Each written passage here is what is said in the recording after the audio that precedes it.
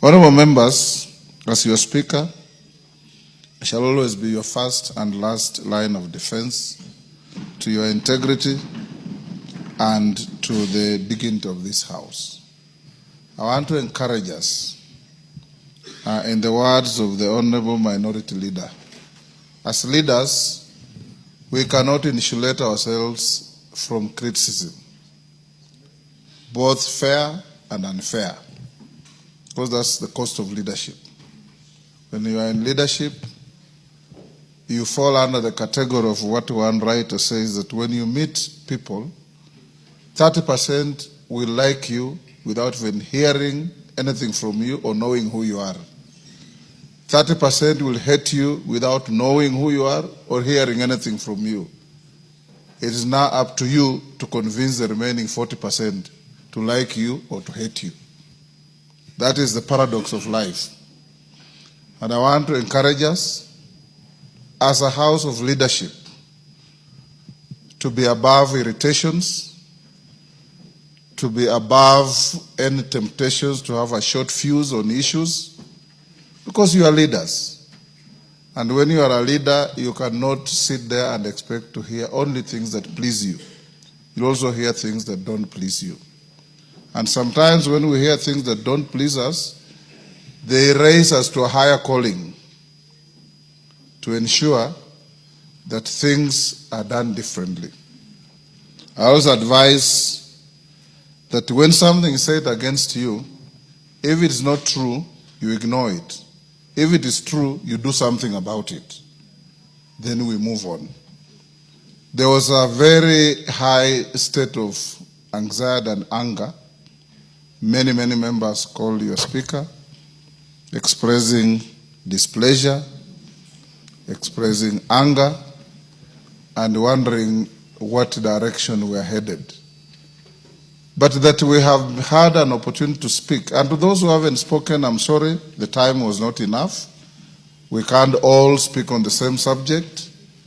And to members like the Honorable Salasia, when we have a motion like this, the Speaker gives priority to members who are regularly here. If you are not regularly in the House, you are unlikely to get the favor of the Speaker to speak simply because this is topical. There are members who sit here for hours waiting to speak. Sometimes they don't even get the opportunity to speak. Those are my priority. If Dr. Nyikal was in the country, I know he's out in Japan. He's like the new Martin Shikuku. The Speaker always found Martin Shikuku in the House and left him in the House. And for the entire afternoon, you'll never see Martin Shikuku even responding to a call of nature.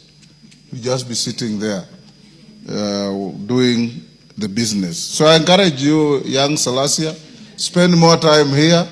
You'll catch the Speaker's eye when matters. But if you choose to prosecute parliamentary business on TikTok, then the House will deal with matters differently. I want to say this, honorable members, as we come to a conclusion of this. I think Jeanette said it very well. Everybody has their say, you have your way under the Constitution. You hold the power of the past, you legislate. Even the next motion is going to deal with your authority over an executive order that is not in compliance with the law. That is the power you have. And that's the power the Constitution has given you. So I want to urge all of us here that our integrity must be beyond reproach. We must be like Caesar's wife, whom nobody could suspect. And I want to say, honorable members, that given what has been said, what you know, and what goes on, this House has sufficient mechanisms under the Constitution and under the law, whether it's conflict of interest law, whether it's leadership and integrity law, whether it is powers and privileges law, or the anti-money laundering, all those to handle issues that come before us. And I want to assure you that I have received some letters about members that I would have presented to the agencies on different things. Sometimes I call you, I talk to you, and you correct your ways.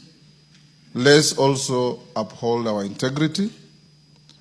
I have given you an opportunity this afternoon. Waswahili wanasema muue mkala, lakini haki yake mpe.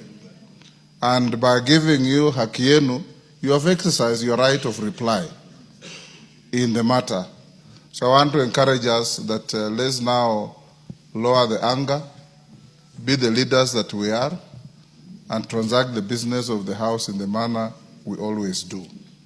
I know that some members who are not happy, and rightly so, because if you are not within the bracket of those who are bent, and you say everybody's bent, then you create serious issues.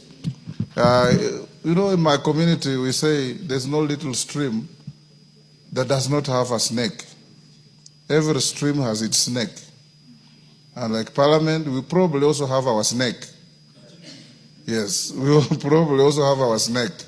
So the leaders, Ichungwa and your group, Juneta and your group, have regular get-together.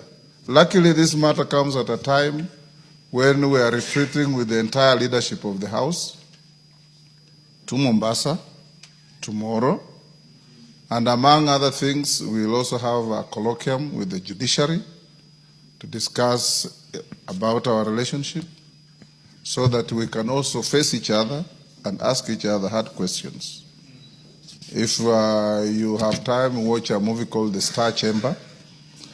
The Star Chamber, where beyond formal decisions, there are decisions on issues, so that you can be able to also look at each other in the eye and tell each other the stark truth, that you know what I know, and you know I know what you know, and going forward, let's not act in a manner that says, don't say, don't ask.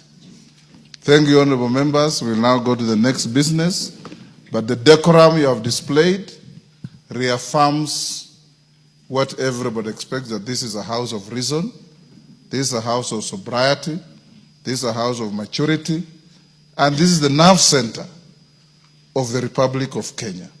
You are the representatives of the people of Kenya. They have donated this power under the Constitution to you, to levy taxes, to appropriate those taxes, and to audit those taxes through oversight. It can't be any better than that. Let's live to that billing. Thank you, honorable members. As your speaker, you've seen today in one of the papers that is rapidly degenerating from a respected paper to not just a tabloid, but a gutter.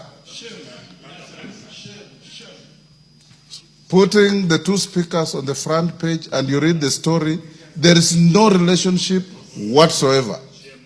But as leaders, we're used to this. They will do this, they will give up. What is important is focus on what you are doing.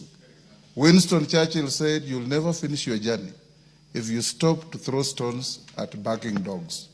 Focus on your journey, and you'll do things right. Thank you.